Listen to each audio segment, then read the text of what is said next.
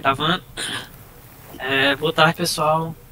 Para quem não me conhece, né? Eu sou Rafael Rabelo, sou desenvolvedor há 4 anos e cofundador da Abcoders, né? Hoje eu sou o convidado da Share Session, que a Share Session é um programa interno aqui da Abcoders, onde cada colaborador é convidado para trazer um assunto sobre tecnologia. E o assunto que eu escolhi hoje para trazer é o API REST. Eu vou começar aqui dizendo que significa essa sigla, né, que é Representation State Transfer, ou em português, transferência de estado representacional. Mas afinal, né, o que é um REST? Eu vou ler aqui e vou destacar um ponto que eu achei legal. O REST é um modelo de design amplamente adotado para sistemas de comunicação em rede.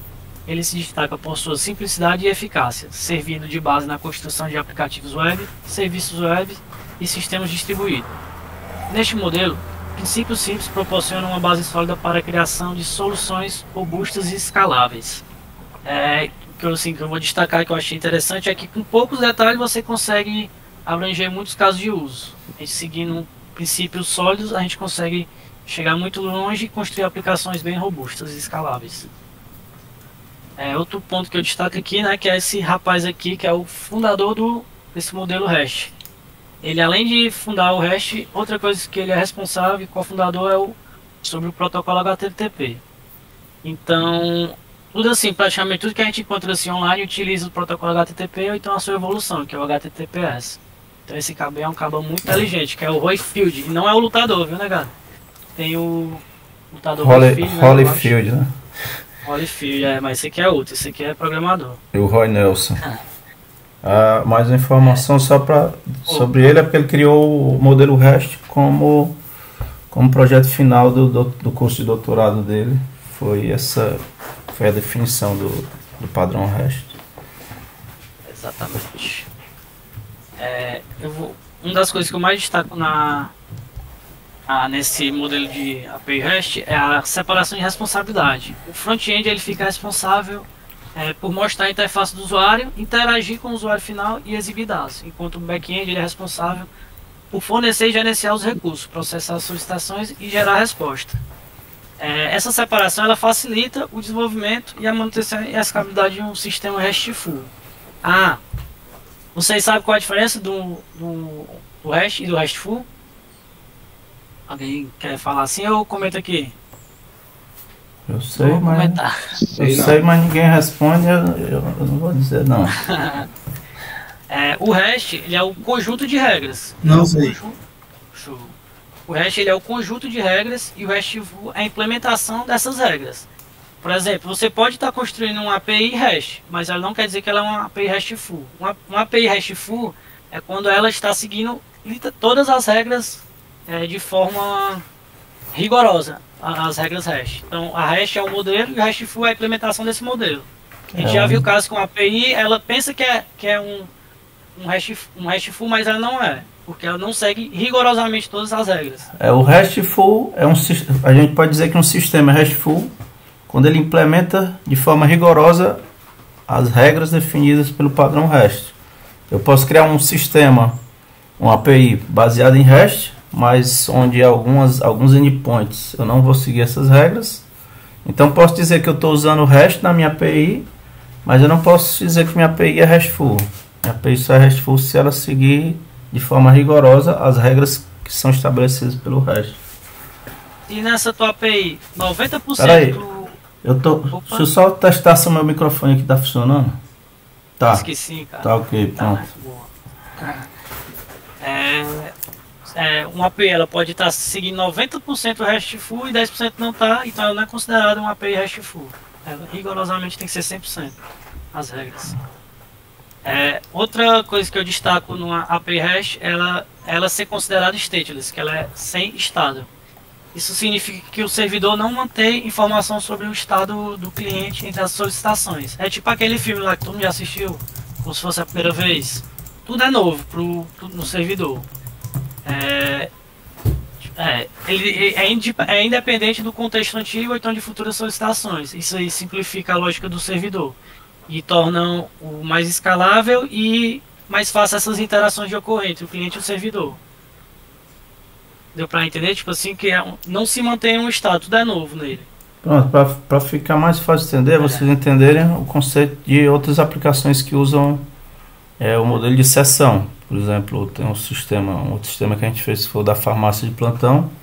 A gente faz o login e é criada uma sessão entre o servidor e o browser do usuário. Ali, quando eu crio uma sessão, ali é um modelo com estado, é um stateful, onde o servidor guarda os dados e cada requisição que eu faço, ele já sabe, ele guarda, por exemplo, o meu IP lá, e a cada requisição que eu faço, ele já sabe, pelo meu IP ou por outros dados que eu estou enviando na sessão, ele já consegue me identificar e ter isso. No API RESTful, é criado, quando a pessoa se loga, é enviado um token de volta para o front-end, onde o front-end, cada requisição que for feita a seguir, tem que enviar esse token para o servidor, para que o servidor tenha conhecimento de quem é que está fazendo aquela requisição. Através desse token, o servidor sabe que essa pessoa aqui que está fazendo é essa aqui. Quando eu faço uma requisição stateful, eu não preciso, eu posso só fazer uma requisição sem precisar me identificar, porque eu já tenho uma sessão aberta com o servidor e ele já consegue me identificar automaticamente. Exatamente. Falou tudo. Deixa eu continuar aqui.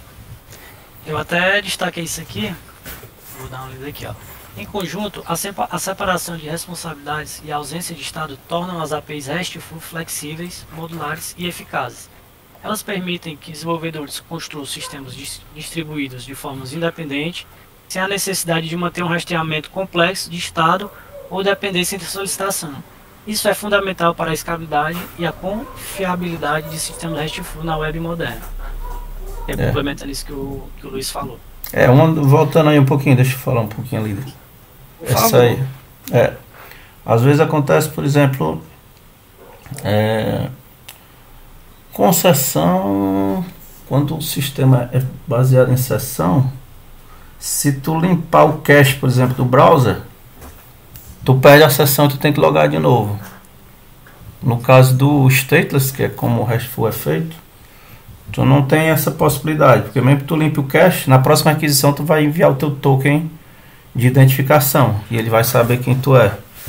Numa aplicação com sessão, quando tu limpa o cache do browser, ele limpa todas as sessões que estão criadas. Então tu vai ter que fazer login de novo e se identificar de novo. Muito bem, cheguei já lá na parte de identificação e autorização. Eu vou explicar só assim como é que ocorre a comunicação entre o front-end e o back-end, para a gente ter uma noção. E como ocorre a comunicação entre front-end e back-end.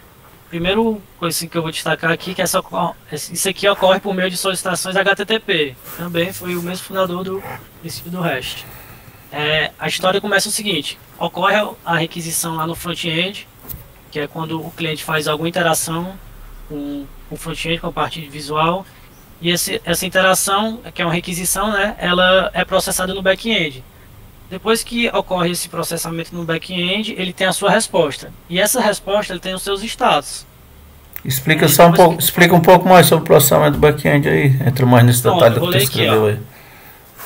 O servidor, que é o back-end, ele recebe a solicitação HTTP e a processa de acordo com as regras e a lógica de negócio definidas no servidor. Isso pode incluir consultas a banco de dados, autenticação de usuário, validação de entrada, cálculos ou qualquer outra tarefa necessária para atender a solicitação. Vai mandar uma requisição, um pedido para o teu back-end, ele vai fazer esse processamento com o seu pedido e vai lhe mandar uma resposta. É assim que funciona, request e response. Aí que na resposta tem dizendo, após o processamento da solicitação, o servidor envia uma resposta HTTP de volta para o cliente. Essa resposta pode incluir informação como o status da operação, para você saber se foi um sucesso, se foi um erro. Pode também ter os dados solicitados, por exemplo, com formato JSON ou XML, que são os mais vistos, né, hoje em dia, e qualquer outra informação relevante. Depois que tem essa resposta do back-end, existe o processamento no front-end. O cliente recebe a resposta do servidor e a processa de acordo com a lógica de apresentação e interação definida no lado do cliente. Isso daí pode incluir a exibição de dados na interface do usuário, ou notificação de erros, caso essa não seja como esperada. O que ele estava esperando não veio e acontece uma notificação de erro. Quer complementar, Beto? Alguma coisa aqui? Não, é isso mesmo. Aí eu vou falar sobre os Faltou, métodos HTTP. tu explicou o último lá? Nova solicitação. Ah, tá bem. É, só a repetição desse processo, entendeu? Caso ocorra de novo, é uma nova solicitação. Beleza?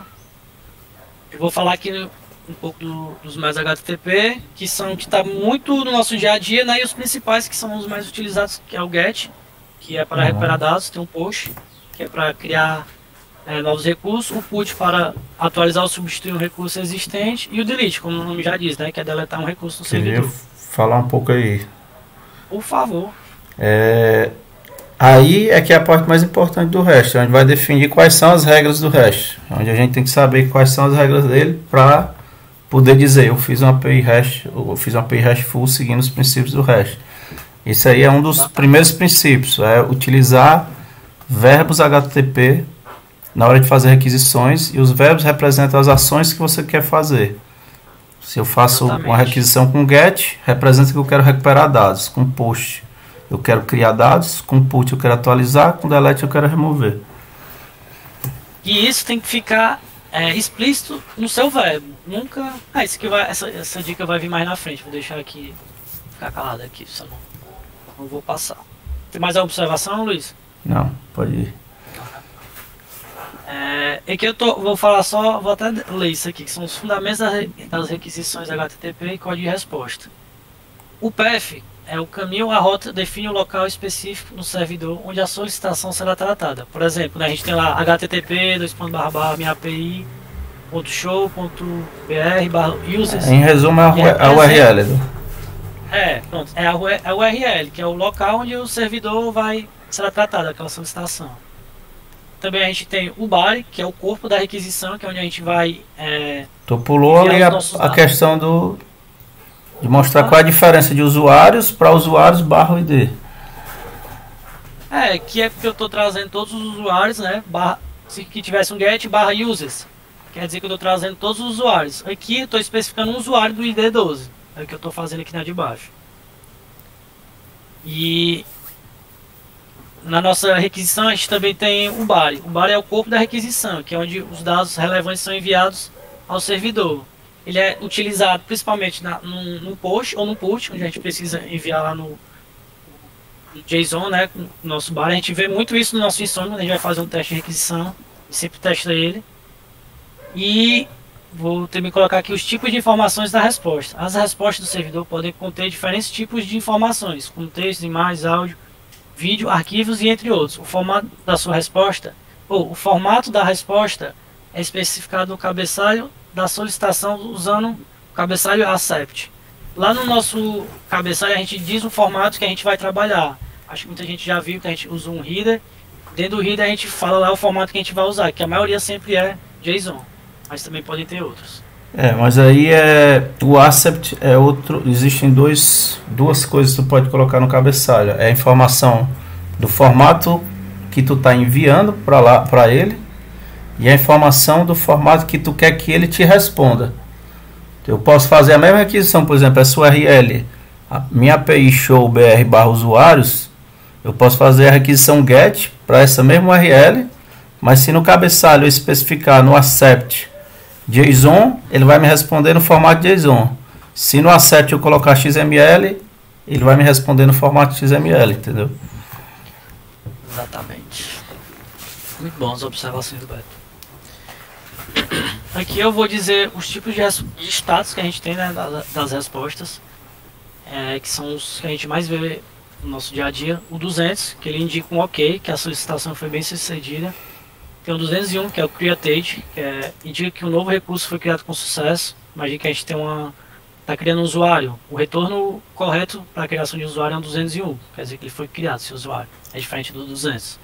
Que tá dizendo que foi bem sucedido. Normalmente é a resposta para uma solicitação POST, porque POST é a solicitação usada para criar um novo recurso. Então sempre que faz uma requisição POST e o servidor consegue inserir esse novo recurso com sucesso, a resposta que ele retorna é 201, para indicar que deu sucesso. Pronto, então a 200 é mais quando você está buscando um dado para o GET, e a 201 para o POST, as criações, exato. O 204 é o no content, que indica que a solicitação foi bem sucedida, mas não há conteúdo a ser retornado. Esqueci de retornar um conteúdo aqui. 400 é que digo que ocorreu algum erro na requisição, muitas vezes é devido a entradas inválidas. Tem algo que foi mandado que não está correto aqui, ele te... Você, por exemplo, tu tem que enviar um JSON, um corpo lá, com dados que tu quer criar um novo usuário. Aí tu bota lá no novo usuário, tu passa a requisição lá com post para barra user e bota lá name, por exemplo, tem uma propriedade que é o name do usuário, tu vai botar, só que tu errou o name e botou nome em português. Então o servidor não vai entender aqui, ele vai dizer que foi uma requisição mal feita.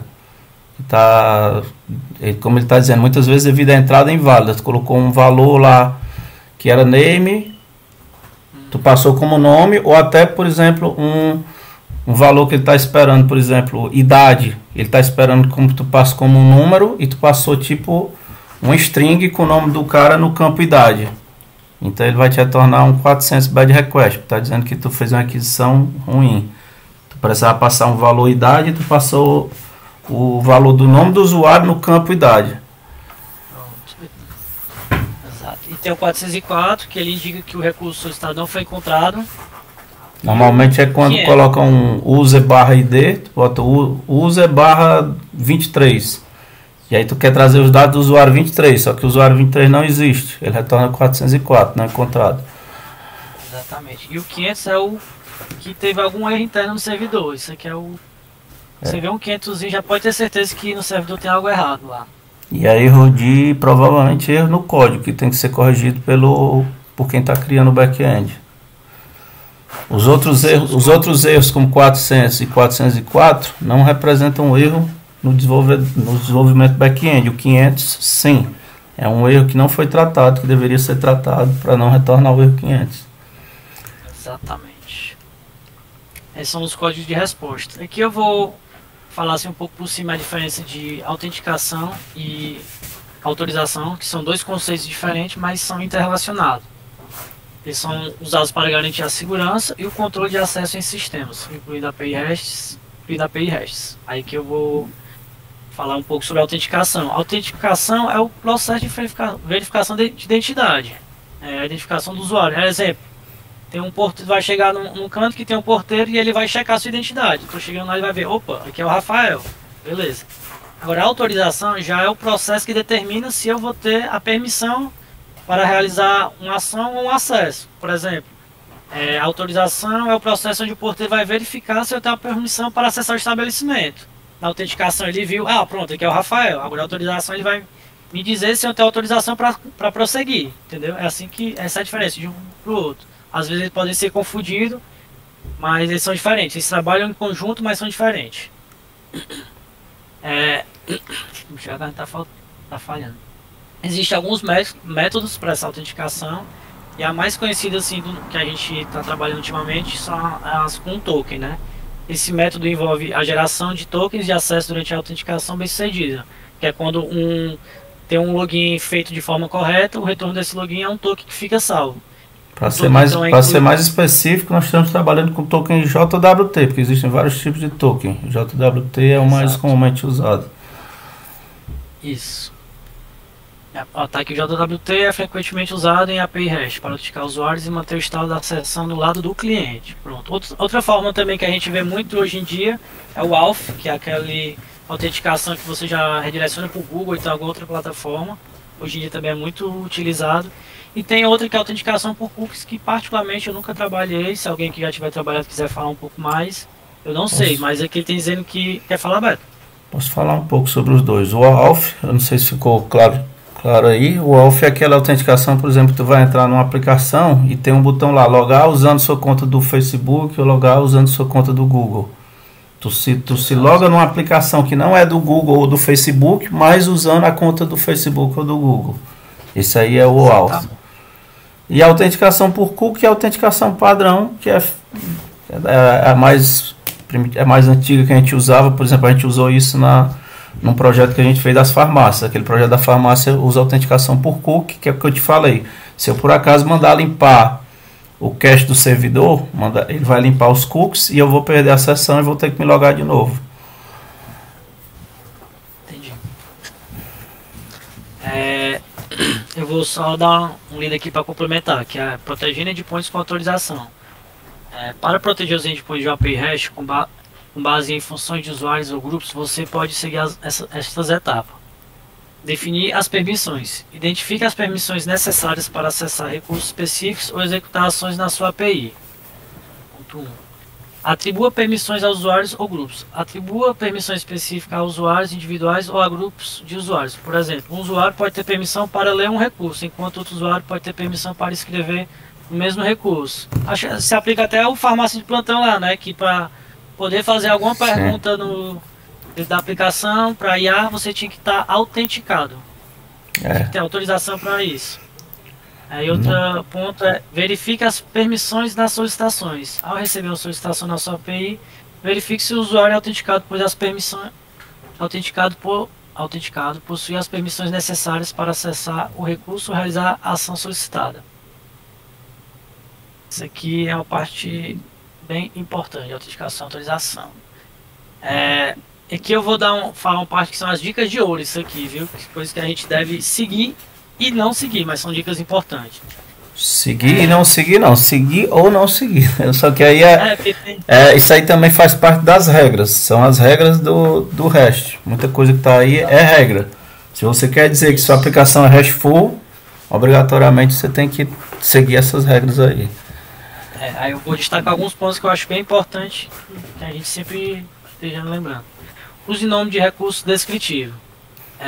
Isso aí é para quando a gente for escolher os nomes de recursos, ele seja o mais descritivo possível e represente claramente o que cada recurso representa. Isso vai facilitar o entendimento da API pelos desenvolvedores. Deixar bem claro o que a gente está fazendo. A gente está querendo fazer uma busca de usuários. A gente vai usar um get, o verbo get, para trazer mais a URL /user. Está bem claro que a gente está dando um get em users. Uma pergunta, só para pode ser que alguém não entenda. O que é um recurso no API REST? Ele está dizendo aí, tem que representar claramente o que cada recurso representa. O que quer dizer recurso? É o que vem depois da URL, a barrinha depois. Recursos são as entidades da API. Por exemplo, eu tenho uma entidade usuário. Abstração, né? É a abstração de uma entidade. Um usuário, um produto. Se eu estou numa loja, o carrinho de compras é um recurso, o produto é um recurso, o cliente é um recurso, que normalmente o recurso é aquilo que a gente usa na URL. /user é um recurso. /product é um recurso. /cart, que é o carrinho de compra, é um recurso. Então isso aqui a gente chama de recurso na API. Exatamente. Aí isso aqui o Beto já tinha falado antes. Use verbos HTTP adequado. Utilize os verbos HTTP de acordo com as suas funções. Por exemplo, use o verbo get para recuperar dados, post para criar novos recursos, put para atualizar recursos e delete para remover. A gente tem que deixar bem claro esse verbo no método, quando a gente busca fazer alguma coisa. Utilize nomes no plural para coleções. Ao nomear coleções de recursos, use sempre o plural para indicar claramente que se trata de uma coleção. Como tem um exemplo aqui, /users. Quando é uma coleção, a gente sempre tem que colocar no plural. Outra dica importante que tem dizendo é sobre o versionamento. Considere a inclusão de versões na sua API, para garantir a compatibilidade com versões anteriores. Que é sempre aquele... Depois que você tem um URL, você já deve ter visto um /API, ou um /AV1, né, Beto? Antes do recurso, antes do recurso tem um V1 e o nome do recurso, por exemplo, V1 /users. Exatamente. Isso é uma boa prática. E aqui eu vou dizer práticas que a gente tem que evitar de longe, pelo amor de Deus. Mas só um minuto. Por que é uma boa prática usar o versionamento? Porque é uma boa prática? Sim. Deixa eu ver. Porque, quer falar um pouco mais? Vou explicar. Porque imagina que tu criou uma aplicação mobile, um celular, e existe um endpoint, por exemplo, /users para trazer os usuários, certo? Ou então para criar um usuário. Mas imagina que tu criou na versão inicial tua API de criar usuário, que ela recebe uma propriedade name, onde tu passa o nome do usuário, certo? E aí imagina que depois tua API mudou e tu quer receber separadamente o first name e o last name. Antes tu estava recebendo junto, tinha só name onde tu passava o nome completo. E aí tu criou a nova versão desse endpoint que tem que passar first name e last name separado. Se tu não criar uma versão, só modificar o V1, imagina que tem usuários, a tua aplicação web, tu lançou também uma nova versão para se adaptar a isso, e quando ela fizer o pedido, a chamada na URL, ela vai passar o first e o last name para se adaptar ao novo modelo da API. Só que tu imagina que tem usuários que não atualizaram a aplicação no celular, ainda estão usando a versão antiga. Então todos os usuários que estão usando a versão antiga vão quebrar a aplicação. Então quando tu versiona, a vantagem é isso. Quem está usando a versão antiga vai continuar, a API antiga ainda vai ficar no ar para o pessoal que está lá e não quebrar quem está usando a versão antiga. E quando tu lançar a versão nova, que instalar a versão nova vai requisitar a API V2. Então tu vai ter a V1 e a V2 lá ativa para atender os dois casos, quem está com a nova versão do app e quem está com a versão antiga, e não quebrar para ninguém. É por este caso aí que o Beto está falando que algumas aplicações obrigam você a atualizar o software. É isso? Exatamente para evitar esse tipo de Já coisa. aconteceu, quando eu trabalhei na Seduc, a gente teve uma coisa que a gente colocou na aplicação, uma coisa que pelo back-end a gente ativava um botão, que se a gente fez essa alteração muito crucial na API, que fosse obrigado ter que atualizar para a nova versão, sempre que o usuário abria a aplicação, ele fazia uma requisição para o endpoint, enviando qual era a versão atual que ele tem, e o endpoint respondia dizendo que essa versão não pode ser utilizada, e a gente fez um tratamento dentro da aplicação para ela bloquear e dizer: você não pode utilizar essa aplicação até você atualizar ela. Não é uma coisa boa de se fazer. O melhor é sempre a gente tratar isso do jeito que eu disse, criar endpoints separados, versões separadas, para sempre manter todo mundo utilizando. Mas vai ter casos que aconteceu. Dependendo do recurso que ele vai alterar. Eu não sei se vocês lembram, mas aconteceu isso acho que foi com a 99 Tax uma vez, que você teve que, eles obrigaram todo mundo a instalar uma nova versão ou foi atualizar. Mas isso aí acontece muito com o jogo. Jogo, celular. É tipo, é o último caso. Só quando você não tem outra saída, você faz isso, de obrigar o cara a atualizar. Sempre que ele lança uma versão nova, uma atualização, ele obriga todo mundo a atualizar assim que abre o aplicativo. Mas esse é o último caso, é só se você não tiver uma outra opção. A opção ideal é você versionar, criar novas versões e deixar retrocompatibilidade. Quem está usando as versões antigas ainda conseguir acessar.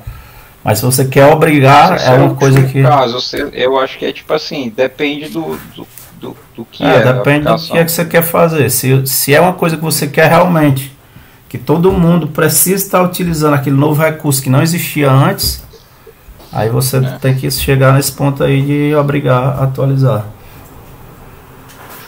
Massa. Mas de qualquer forma tem que usar o versionamento, mesmo se você queira obrigar a atualizar ou não. Meio que é bom. Mas assim, é bom, mas assim, se tu obrigou todo mundo a atualizar e só se consegue usar depois de atualizar, não teria problema não versionar, entendeu? Mas ele continua sendo uma boa prática. Versionamento é uma regra. Mas aí ia quebrar, não, a aplicação? Não ia quebrar porque todo mundo está usando a versão antiga, não ia conseguir usar. Ia sair uma mensagem dizendo que está bloqueado e só pode usar se atualizar. Não, mas aí para atualizar vai ter que ter uma versão nova para atualizar. Não, tu está confundindo as coisas. Nós estamos falando sobre versão de API, não versão da aplicação móvel. A versão dos endpoints. Porque eu tô achando que a versão tá falando da aplicação. Não, nós estamos falando de duas coisas. A versionamento, o foco aqui é o versionamento da API. Eu botar V1/users. E aí imagina que, aí pronto, aí agora eu vou para a versão da aplicação. Aí imagina que eu lancei uma nova versão da aplicação, que ela faz a requisição, mas mudou a forma de fazer a requisição. Os dados que eu estou enviando ou recebendo são diferentes. Então eu tenho que manter o endpoint antigo na V1, para quem está com a versão do aplicativo instalado conseguir acessar o endpoint antigo, e eu vou ter que criar uma nova versão desse mesmo endpoint na V2 para quem instalou a nova versão no celular fazer a requisição para essa V2. Ou seja, eu vou ter que manter duas versões ativas para poder atender duas pessoas que têm duas versões instaladas diferentes no celular. No momento que ele atualizar para o aplicativo ele vai Agora, ver se tu força todo mundo a atualizar a versão que está no celular, o versionamento da API já não tem tanta importância, entendeu?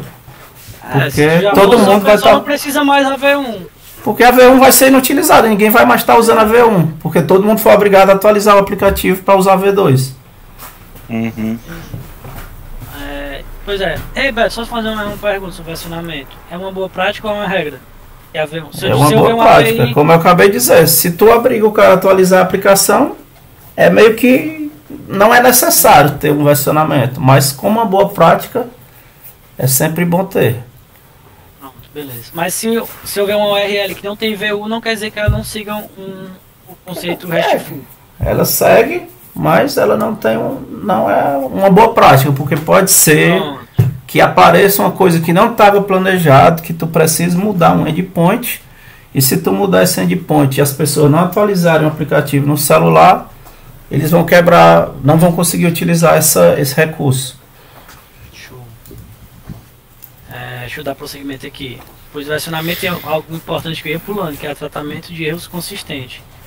Padronize o formato das respostas de erro para facilitar a identificação de problemas. Use código de status HTTP apropriado e forneça as mensagens de erros detalhadas. Aqui um exemplo de como fazer. É um erro 400 que a mensagem de erro está bem descritível com o seu código. Solicitação inválida, verifique os parâmetros. Erro 400. Essa vantagem aí é tu poder pegar essa mensagem, essa propriedade de mensagem e exibir dentro da aplicação o texto que vem aí para o usuário ter um feedback do que aconteceu. Em vez dele, por exemplo, ele não vai ter o status correto, 200, não vai vir o 200 porque ele mandou a requisição errada, mas ao mesmo tempo ele tem que saber o que ele está errado, e é assim que ele faz. E é melhor do que tu só receber um 400 e ter uma mensagem fixa dentro da própria aplicação, sempre que tu faz um checagem, o erro é 400, eu vou exibir essa mensagem. Não, imagina que... Tu vai saber tratar esse erro. Não, tu pode saber tratar, mas tu vai ter uma mensagem fixa, mas imagina que eu tenho um erro 400 senha e outro é... exatamente. Entendi. Imagina, deu um erro porque tu botou uma senha errada, e o outro erro é que tu usou um usuário que não existe. Então tu pode exibir mensagens personalizadas ao invés de uma mensagem fixa. Exatamente. Isso aí até usei lá no Alphabet. Sim, o Fleck fez e eu usei o que ele tinha feito. Sim, a mensagem de retorno, né? Entendi. Show. Aí tem coisas que eu botei aqui exemplos a evitar. O principal aqui que eu destaco é colocar verbos na URI. O verbo tem que estar em destaque no seu método, por exemplo. Um exemplo ruim, tá um barra get user data. Não existe esse get, tá aqui. O get é um verbo. O get vir no método. É um verbo, não existe usar verbo em URI. Quer complementar, Beto? É isso mesmo. O verbo tem que estar na requisição, dizer lá se é get, push, put, e aí no lugar de dar URI tu ter o verbo escrito, tu vai ter o nome do recurso, que é user. Estou dando user e fazendo get no user, ao invés de dar get user data.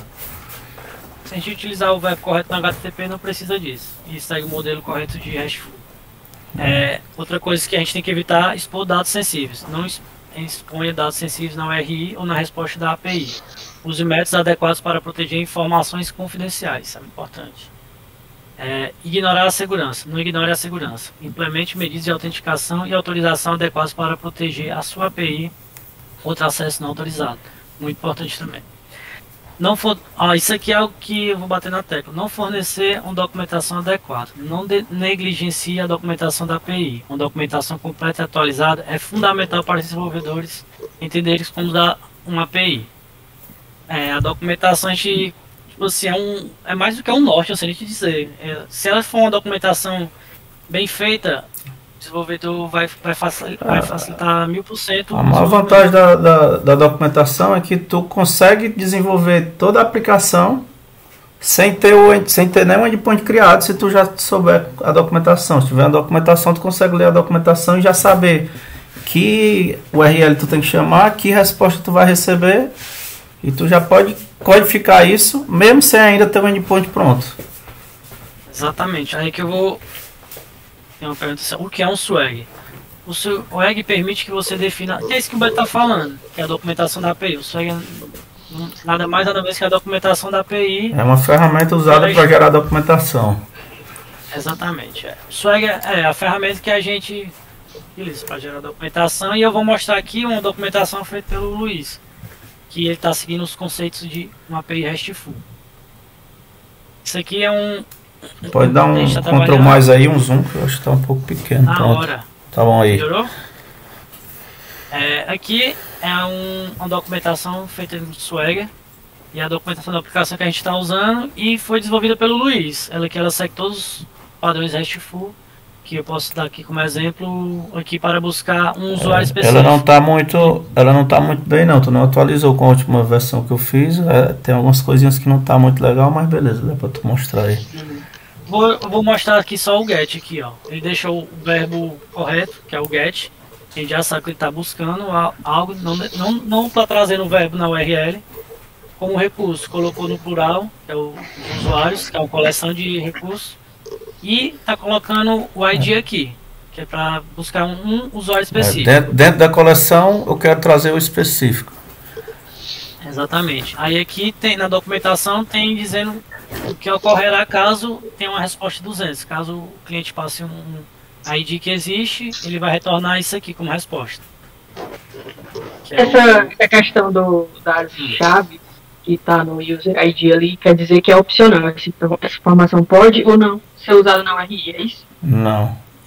Isso aqui ele está dizendo que quer dizer que isso aí significa que é uma variável, que não é um valor fixo. Tu pode botar 22, 23, 54, 102, é uma variável. O users é fixo, o user ID é variável. É só para dizer que aquele valor é variável. Deu para entender? Deu sim. Aí aqui é só um exemplo de documentação feita em Swagger. E vamos ver. É isso, galera. Quero agradecer aqui quem participou dessa share session. Sua participação é bem valorosa e eu fico feliz em ter trazido o conteúdo aqui para vocês. Ainda gaguejo um pouco, mas estamos aí. Pode encerrar a filmagem. Posso encerrar? Pode. Valeu, Rafael. Foi massa. Parabéns.